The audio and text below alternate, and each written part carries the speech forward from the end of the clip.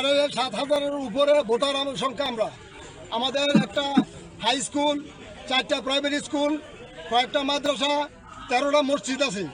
এই বিদ্যুতের এই লোডশেডিংয়ের ধরুন আমাদের আজকের প্রথমত শিক্ষা ব্যবস্থাটা এখনো অনেক বেশি দুর্বল হয়ে পড়েছে। আমরা দেখেছি আমাদের স্কুলবান যখন স্কুলে যায়, যখন কারেন্ট থাকে না তখন তারা দৌড়ে বাড়িতে মাস্টার ফাঁকি দিয়ে তারা বাড়িতে চলে আসে, শুধু এই বিদ্যুৎ লোডশেডিংয়ের ধরুন। তারা গরমে বসে থাকতে পারে না।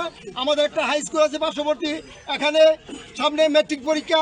আমাদের ছেলেরা কমপক্ষে 60 জন ম্যাট্রিক পরীক্ষা দিবে আগামীতে ইনশাআল্লাহ। এই যে পরীক্ষা দিবে তারা এই স্কুলে গিয়া ঠিক মতন এই মাস্টাররা তাদের এই গরমের জন্য, এই কারেন্ট লোডশেডিংয়ের জন্য তাদের পাঠদান করা একবারই বেহাল দশা।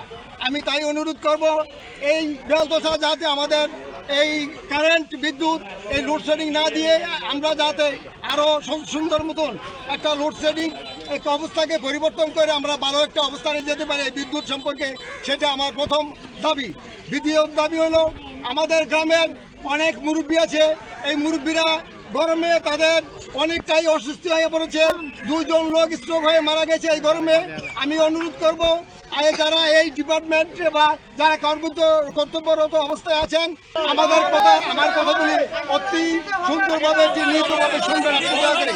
2টা লোক স্ট্রোক করে মারা গিয়েছে, দুর্ভাগ্যের বিষয়।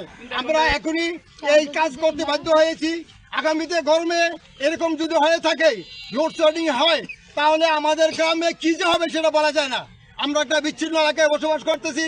আমাদের এই পর্যন্ত কেউ কিছু সহযোগিতা করার মতো আমরা লোক পাই না, এবং কেউ এই আমাদের এই ব্যথাটা বুঝে নেই, কেউ এগিয়ে আসে নাই।